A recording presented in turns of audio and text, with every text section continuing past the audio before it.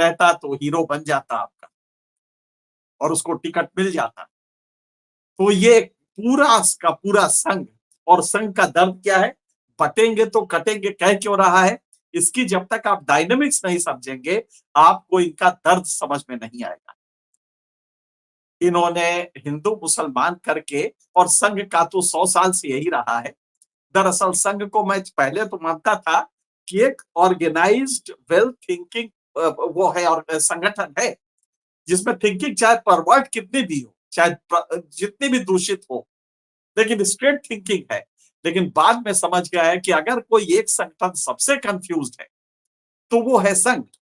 100 साल से आप तथाकथित हिंदू एकता के लिए कर क्या रहे हैं, अस वर्सेस दैम मुसलमानों के साथ आप उनको अदराइजेशन करके आप कोशिश करते हैं हिंदू कंसोलिडेशन।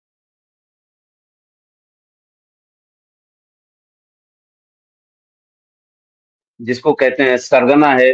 20 साल से मुंबई अंडरवर्ल्ड खाली था, अचानक उसने बाबा सिद्दीकी को की हत्या करके, और उस अंडरवर्ल्ड को जहां से हफ्ता वसूला जाता है, एक्सटॉर्शन वसूला जाता है, कट्स लिए जाते हैं, बिल्डर परेशान होते हैं, सिनेमा पूरा बॉलीवुड से परेशान रहता है, जो फिल्म चल गई उसका पैसा उनके यहाँ पहुंचना चाहिए, ये सब खत्म हो गया था। लेकिन अचानक उसने इसको टेक ओवर कर लिया, अचानक टेक ओवर कर दिया। तो हो सकता आप क्या मानते हैं, क्योंकि आप पांडे जी आप 35 साल से 35-36 साल एक ह्यूमन लाइफ में बहुत बड़ा पीरियड होता है।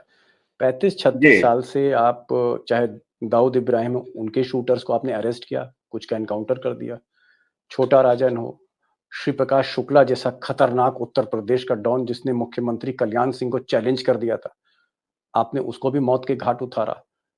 नोएडा में एनकाउंटर हुआ था श्री प्रकाश शुक्ला का, फिल्म भी बनी उस पर। लोकप्रिय होता जा रहा है और ये कहीं ना कहीं सवालिया निशान है मुख्यमंत्री आदित्यनाथ के निजाम, उनके शासन पर। सुनिए क्या बोल रहे हैं अखिलेश। उत्तर प्रदेश की समस्या है, समाधान जिसका ढूंढा दे सरकार नाकाम है। जो लोग लॉ एंड ऑर्डर की बात कर रहे थे, जिस राजधानी में हम लोग बैठे हैं, आप कल्पना कीजिए कि कस्टोडियल डेथ हो रही हो, वहां पर पुलिस का अन्याय चरम सीमा पर पहुंच गया हो।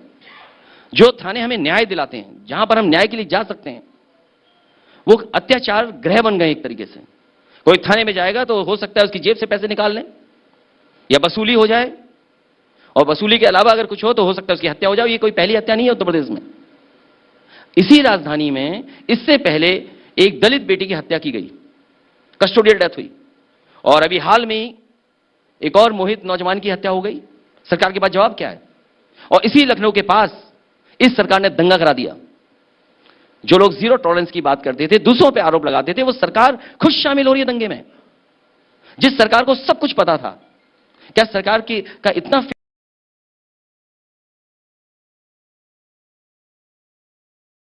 पहुंचे। इस समिति से जुड़े रैकल डेंचो ने मोरिसन से पूछा कि वाशिंगटन पोस्ट तक ये जानकारी कैसे पहुंची, तो उस पर उन्होंने क्या कहा है, मैंने जानबूझकर वाशिंगटन पोस्ट को चुना। दरअसल हम एक ऐसा अखबार चाहते थे जो अंतर्राष्ट्रीय हो, जो हमारी कनाडा की कहानी बता सके। इसके लिए मैंने एक पत्रकार को चुना जिसका इस मामले में लंबा अनुभव था और इस विषय पर पहले भी कई बार लिखा था। अब खैर बहुत लंबी कहानी है, मैं आपको दरअसल दोस्तों कुछ शब्दों में बताना चाहता हूँ। निज्जर की हत्या हुई, कोई तो कहता है लॉरेंस बिश्नोई ने कराई है, कोई कहता है रॉ के जो हमारे डोभाल साहब हैं एनएसए, उनके ऊपर आरोप है। अभी पिछले दिनों अमेरिका में जब विदेश मंत्री और अमेरिका हमारे प्रधानमंत्री जी पहुँचे तो वहाँ का भी एनएसए शामिल था बाइडेन के साथ, विदेश मंत्री के साथ, लेकिन हमारे यहाँ के एनएसए नहीं गए। सिंगापुर में 5-5 घंटे पूछताछ होती। जो चोर होता है ना, वो अपनी सारी बेईमानियां, चोरियां जो है ना, वो छुपाता है। छुपाते छुपाते भी इतना तो उसे बताना ही पड़ रहा है। तो सुना आपने, सुप्रीम कोर्ट के सीनियर वकील महमूद प्राचा का कहना है कि चोर अपनी चोरी को छुपाता है और छुपाते छुपाते उसे इतना तो बताना ही पड़ता है जिसमें वो फंस जाता है। अब ऐसा ही कुछ चुनाव आयोग के साथ भी होता हुआ नजर आ रहा है। चुनाव आयोग ने पहला तो ये मान लिया है कि बैटरी 99% चार्ज है, और दूसरा आप जानते हैं कि वोटिंग परसेंटेज के घपले को लेकर पहले ही बवाल खड़ा हो चुका है। वोटिंग परसेंटेज की अगर बात की जाए तो ये आंकड़े किसी और सरकार की तरफ से नहीं, चुनाव आयोग की तरफ से जारी किए गए। इसको लेकर भी हरियाणा विधानसभा चुनावों में सवाल किया जा रहा है। आपको बता दें 5 अक्टूबर को एक ही फेज में हरियाणा की वोटिंग हो गई थी। जब वोटिंग खत्म हुई तो चुनाव आयोग ने अपने आधिकारिक आंकड़े में बताया कि यहां पर लगभग 61.19%। तो जी हाँ दोस्तों, आपका स्वागत करते हैं फिर से अपने आपके चैनल में गोदी एक्सपोज मीडिया में। यहाँ पे गोदी मीडिया एक्सपोज होती है दोस्तों। तो बात कर लेते हैं दोस्तों, आपको जो यूपी में क्या हुआ दोस्तों। यूपी में एक लड़का पुलिस हिरासत में मारा गया। तो जी हाँ दोस्तों, आपने इसी सुना कि पुलिस हिरासत में एक लड़का जो है दोस्तों मारा गया।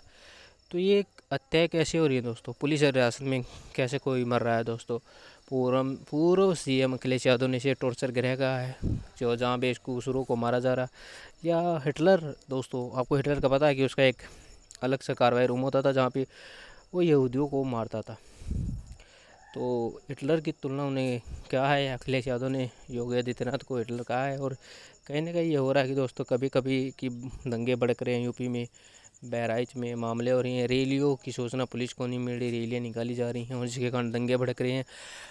पर योगी आदित्यनाथ के कानों तक जो नहीं रह गई।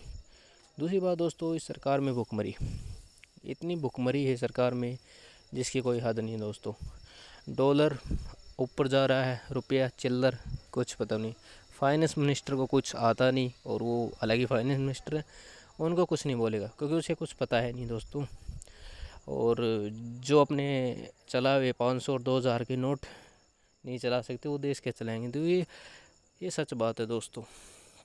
कांग्रेस की सरकार थी, जो नोट चला रहे थे वो चल रहे थे, और ये ना आते तो भी ये नोट 2000 और 500 के चलते दोस्तों। पर आज ना तो आपको 2000 का नोट नहीं दिखेगा दोस्तों।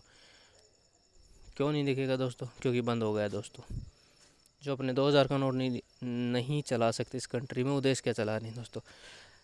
हालांकि कांग्रेस की सरकार थी, या 134 के तहत गरीब बच्चे पढ़ रहे थे, उन्होंने ये भी बंद कर दी दोस्तों। तो कहीं ना कहीं कांग्रेस गरीब के साथ खड़ी थी, मजदूर वर्ग सबके साथ खड़ी थी। पर ये सरकार दोस्तों व्यापारी सरकार है, सब कुछ बेच खाई हुई है। और एमएलए जो विधायक बन रहे हैं उनको खरीद रही है दोस्तों। जो जनता पर एक टॉर्चर है दोस्तों वो कर रही है दोस्तों। तो महाराष्ट्र में देखते हैं क्या नतीजे निकलते हैं।